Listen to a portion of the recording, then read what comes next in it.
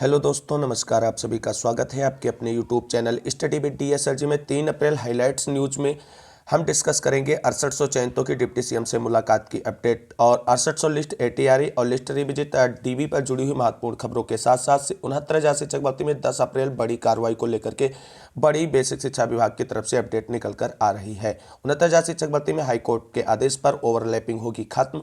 PGT के 2100 पदों पर भर्ती तथा पीसीएस रिजल्ट से जुड़ी हुई महत्वपूर्ण अपडेट के साथ साथ नई प्राथमिक शिक्षक भर्ती से जुड़ी हुई बड़ी खबरों को आप सभी से निवेदन है वीडियो को बिना स्किप को अंत तक देखें, जिससे वीडियो में शेयर की गई सारी जानकारी को आप आसानी से समझ सकें।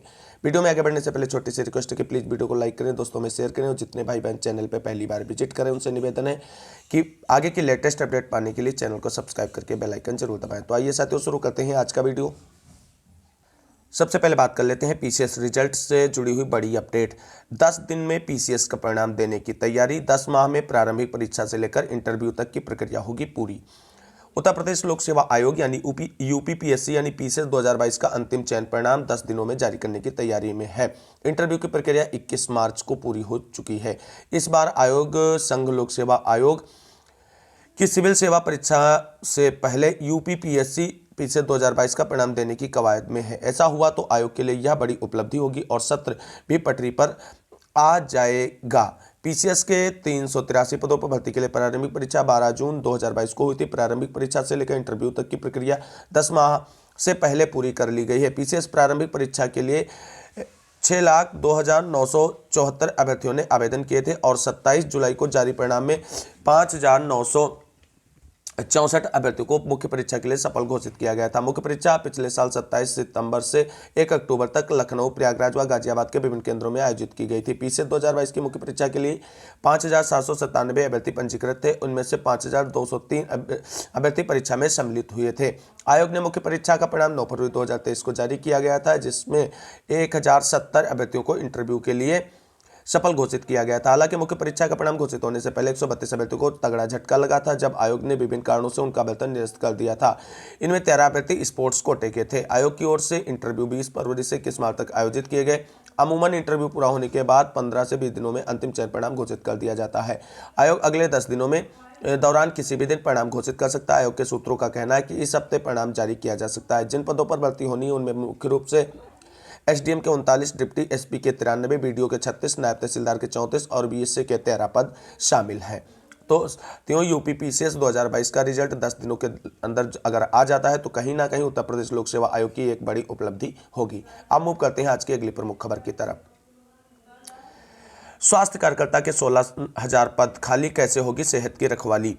प्रदेश में आधारभूत स्वास्थ्य सुविधाओं का बुरा हाल है। स्वास्थ्य कार्यकर्ता के करीब 16,000 पद खाली होने से टीकाकरण से लेकर पंजीयन तक के काम प्रभावित हो रहे हैं। हालांकि अब कुछ पदों के लिए नए सिरे से अध्याचन भेजने की तैयारी है। सूत्रों के मुताबिक परिवार कल्याण विभाग में स्वास्थ्य कार्यकर्ता महिला के 7,660 स्थायी और 15,996 अस्थायी पद हैं। कुल 23,656 पदों में करीब 12,000 पद खाली हैं। इसी तरह स्वास्थ्य कार्यकर्ता पुरुष के 2,996 स्थायी और 6,084 अस्थायी पद हैं। इनमें करीब 4,000 पद खाली हैं। ऐसे में परिवार कल्याण से जुड़ी सभी कार्यक्रम प्रभावित हो रहे हैं। स्वास्थ्य कार्यकर्ता महिला के जिम्मे गर्भधारण के बाद पंजीयन से लेकर प्रसव के बाद तक की जिम्मेदारी होती है। वह माँ बच्चे के नियमित टीकाकरण, परिवार नियोजन कार्यक्रम की जिम्मेदारी संभालती हैं। स्वास्थ्य कार्यकर्ता के जिम्मे टीबी, लेप्रोसी, सर्वेकार टीकाकरण की जिम्मेदारी होती है। विभाग में सेहत देखभाल के लिए यह पहली कड़ी मानी जाती है। नियुक्ति का मामला कोर्ट में लंबित है। विभाग ने पिछले दिनों स्वास्थ्य कार्यकर्ता महिला के 9,000 पदों का अध्याचन उत्तर प्रदेश अधीनस्थ सेवा चयन आयोग को भेजा था, जिसमें 7,189 पद पर भर्ती प्रक्रिया पूरी की गई, लेकिन मामला सुप्रीम कोर्ट में जाने से नियुक्ति अटक गई है। अब 3,000 पदों पर फिर से अध्याचन भेजने की तैयारी है। इसी तरह स्वास्थ्य कार्यकर्ता पुरुष के करीब 4,000 पद पर भर्ती प्रक्रिया हाईकोर्ट में फंसी हुई। इससे विभाग की कार्यप्रणाली सवालों के घेरे में है। तो साथियों, अगर इस तरीके से हाल रहा तो 16,000 से अधिक पद रिक्त होने के कारण आपको बता दें स्वास्थ्य सेवाओं का तो बुरा हाल है ही है। हालांकि वो आपको बता दें जब से माननीय ब्रजेश पाठक जी स्वास्थ्य मंत्री बने तब से लगातार स्वास्थ्य सुविधाओं को लेकर के उनकी तरफ से बड़े कदम उठाए जा रहे हैं, चाहे स्वास्थ्य विभाग में नियुक्तियों को लेकर के हो या आधारभूत सुविधाओं को लेकर के हो। देखना क्या है कि अब इन 16,000 रिक्त पदों पर कब तक कोई बड़ी भर्ती देखने को मिलेगी सरकार की तरफ से, या केवल अटकी हुई भर्ती ही पूरी हो पाएंगी। जो भी अपडेट होगी इससे जुड़ी हुई आपको चैनल के माध्यम से समय समय पर मिलती रहेगी। मूव करते हैं अगली प्रमुख खबर की तरफ। पीजीटी के 2137 पदों पर होगी भर्ती। खबर जान लेते हैं विस्तार से। झारखंड कर्मचारी चयन आयोग ने पोस्ट ग्रेजुएट टीचर यानी पीजीटी की बंपर भर्तियों के करने के लिए आवेदन मांगे हैं। योग्य उम्मीदवारों के चयन के लिए स्नातकोत्तर प्रशिक्षित स्नातक प्रतियोगिता परीक्षा 2023 का आयोजन किया जाएगा। इस प्रतियोगिता परीक्षा के माध्यम से 2137 सीधी भर्तियां की जाएंगी। आरक्षण से जुड़े सभी लाभ केवल झारखंड के स्थायी निवासियों को मिलेगा। अन्य राज्यों के सभी श्रेणियों के अभ्यर्थी अनारक्षित श्रेणी के तहत आवेदन के योग्य होंगे। इन पदों पर ऑनलाइन आवेदन की प्रक्रिया 5 अप्रैल 2023 से शुरू होगी। ऑनलाइन तरीके से फॉर्म भरने की अंतिम तिथि 4 मई 2023 है। तो जो भी अभ्यर्थी पीजीटी के इन पदों पर भर्ती प्रक्रिया का हिस्सा बनना चाहते हैं तो वो झारखंड कर्मचारी चयन आयोग की वेबसाइट पर जाकर के ऑनलाइन आवेदन कर सकता है और 5 अप्रैल से इनकी ऑनलाइन आवेदन की प्रक्रिया शुरू हो जाएगी। अब इस खबर को विस्तार रूप से अगर पढ़ना चाहते हैं तो डिस्क्रिप्शन में दिए गए टेलीग्राम चैनल को ज्वाइन करें या टेलीग्राम पर जाकर सर्च करें without space study with DSL G और वहां से इन सभी खबरों को डाउनलोड करके आप पढ़ सकते हैं। अब देख लेते हैं आज की अगली प्रमुख खबरें। साथियों अब बात कर लेते हैं 69,000 शिक्षक भर्ती से जुड़ी हुई महत्वपूर्ण खबरों के बारे में। तो साथियों आप सभी को बता दें उत्तर प्रदेश में 69,000 शिक्षक भर्ती विवादों की शिक्षक भर्ती बनती जा रही है। जैसा कि आप सभी लोग जानते हैं आरक्षण विसंगति मामले में सरकार की तरफ से 6800 आरक्षित वर्ग के चयनित अभ्यर्थियों की चयन सूची निकाली गई। हालांकि उसे बाद में हाईकोर्ट की सिंगल बेंच से निरस्त कर दिया गया है और वो अब अलग परेशान है। वहीं आपको बता दें सिंगल बेंच के आर्डर से कई नए विवाद उपज कर सामने आए हैं, जैसे ATRA मुद्दा, और वो भी एक नया विवाद ही बनता जा रहा है। वहीं ओवरलैपिंग वाला मैटर भी कहीं ना कहीं आपको बता दें एक बड़ा प्रश्न चिन्ह बना हुआ है 69,000 शिक्षक भर्ती में। तो इन सभी खबरों को विस्तार पूर्वक जान लेते हैं। साथियों सबसे पहले बात कर लेते हैं ATRA लिस्ट रिविजिट और DB अपडेट को लेकर के।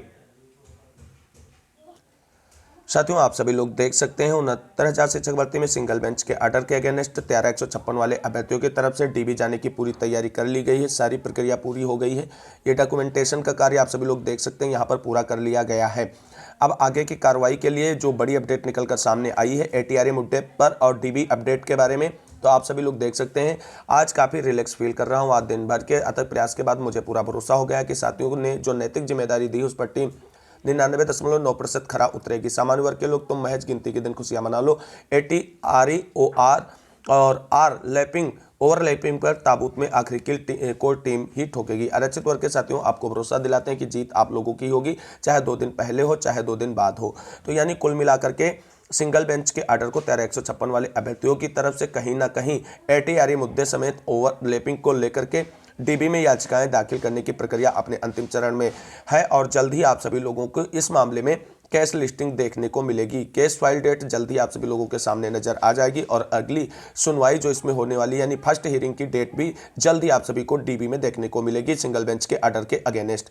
अब देखना यह है कि 13,156 वाले अभ्यर्थी किस केवल ATRA पर जाते हैं, ओवरलैपिंग पर जाते हैं या 27-21% सीटों की मांग करने के साथ ही ये जाएंगे। हालांकि अभी इनका प्रमुख मुद्दा ATRA बचाने को है, क्योंकि जिस तरीके से सिंगल बेंच ने ATRA को दोहरे आरक्षण लाभ के अंतर्गत रखा है तो कहीं ना कहीं उसको बचाने की प्राथमिकता इन सभी की अभी है। और जब ये बच जाएगा तो आप सभी को बता दें 19,000 या 21,000 जो भी सीटें उनकी हो रही होंगी 69,000 शिक्षक भर्ती में, उसके लिए वो लोग लड़ाई लड़ेंगे। पहली प्राथमिकता ATRA मुद्दे पर है, यानी DB में आप सभी को बता दें जल्द ही आप सभी लोगों के मामले की कैसा स्टेटस देखने को मिलेगा। तो जो भी अभ्यर्थी 13,156 से जुड़े हुए हैं और याची बने हैं उनके लिए बड़ी खबर है और जल्द ही आप सभी लोगों के मामले में DB में सुनवाई देखने को मिलेगी। अब मूव करते हैं अगली प्रमुख खबर की तरफ।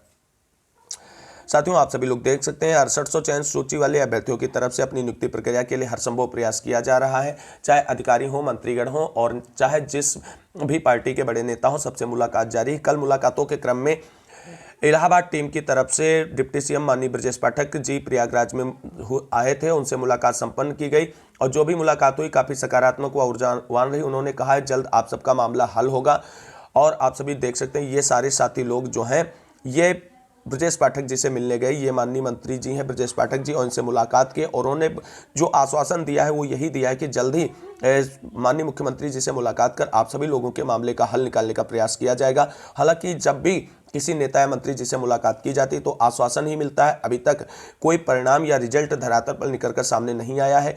इनकी मीटिंग से जुड़ा हुआ एक और अपडेट है, आप सभी लोग उसको भी देख सकते हैं।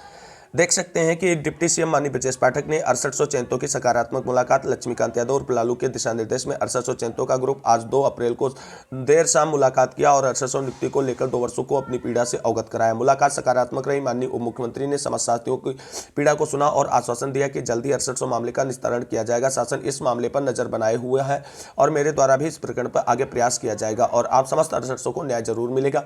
इसी आश्वासन के उप मुख्यमंत्री जी ने समस्त 6800 को न्याय देने की बात पुनः दोहराई। साथियों, स्थिति विषम जरूर है लेकिन प्रयास आप सभी का इसी प्रकार बना रहा तो आगामी महीनों में 6800 को न्याय जरूर मिलेगा। 6800 डिप्टी सीएम मुलाकात संपन्न। धन्यवाद। तो आप जिस तरीके से लगातार इस मामले को हाईलाइट किया जा रहा है तो अब आपको बता दें जल्दी इस मामले में एक बड़ी कार्रवाई देखने को आप सभी को मिलेगी। वहीं अब बात कर लेते हैं अगली इससे जुड़ी हुई प्रमुख खबर के बारे में। हालांकि ये खबर साथियों 2 दिन पहले की है।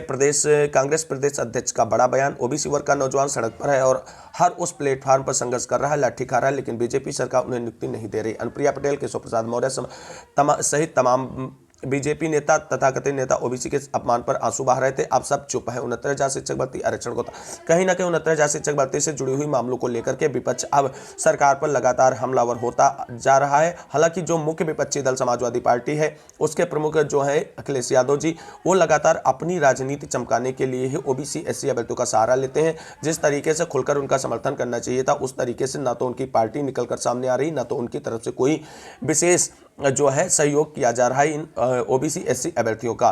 तो देखना यह है जिस तरीके से विपक्ष अगर संगठित होकर के प्रयास करता है तो 69,000 शिक्षक भर्ती में जो आरक्षित वर्ग के अभ्यर्थी जिनका अहित किया गया है उनको न्याय मिलने में ज़्यादा विलंब नहीं लगेगा। लेकिन विपक्ष का अभी तक सकारात्मक सहयोग नहीं मिला है इन आरक्षण पीड़ित अभ्यर्थियों को। अब मूव करते हैं अगली प्रमुख खबर जो 69,000 शिक्षक भर्ती से ही जुड़ी हुई है।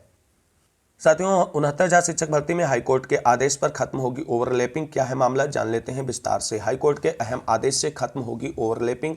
69,000 शिक्षक भर्ती मेरिट से नहीं आरक्षित वर्ग का मानकर तय हो वरीयता। अभ्यर्थी ने जिस वर्ग के लिए किया आवेदन उसी में हो सकेगा चयन।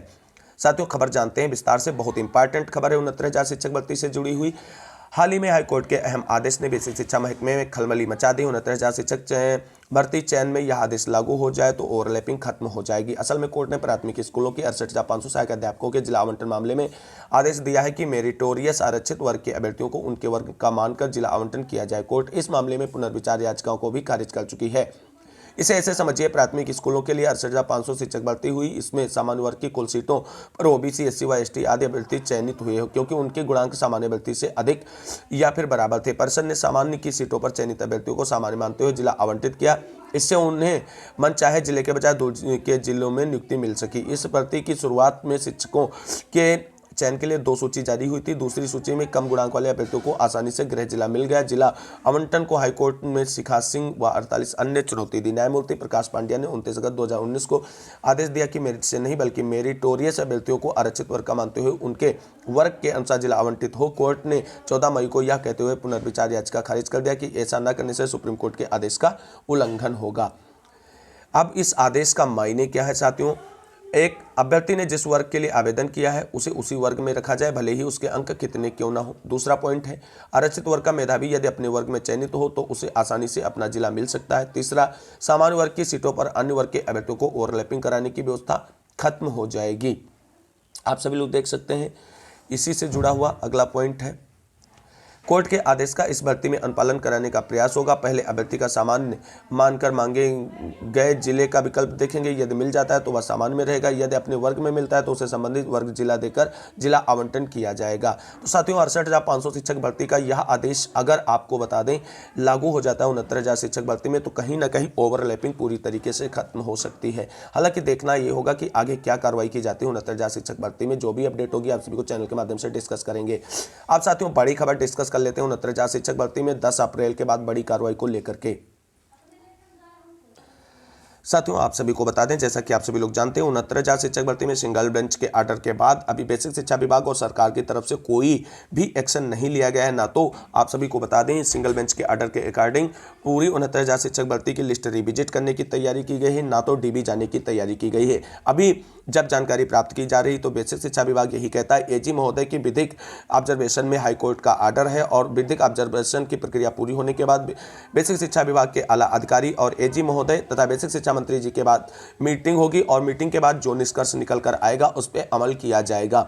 वहीं आपको बता दें बेसिक शिक्षा मंत्री जी आउट ऑफ स्टेशन है, यानी आउट ऑफ कंट्री भी कह सकते थे, अब वो जल्द ही लौटकर वापस आने वाले हैं। इसके बाद आप सभी को बता दें 69,000 शिक्षक भर्ती में सिंगल बेंच के आर्डर को लेकर के एजी महोदय, बेसिक शिक्षा विभाग के आला अधिकारी और शिक्षा मंत्री जी की बड़ी बैठक देखने को मिलेगी और उसके बाद आगे की कार्रवाई पर डिसीजन लिया जाएगा, यानी सरकार डीबी जाएगी या सिंगल बेंच के आर्डर को लेकर के लिस्ट रिविजिट करने की तैयारी करेगी। वहीं आप बता दें बेसिक शिक्षा विभाग की तरफ से एक बड़ी अपडेट निकलकर सामने आ रही है कि 69,000 शिक्षक भर्ती में 10 अप्रैल के बाद बड़ी कार्रवाई देखने को मिल सकती है। देख सकते हैं आप सभी लोग इस खबर को।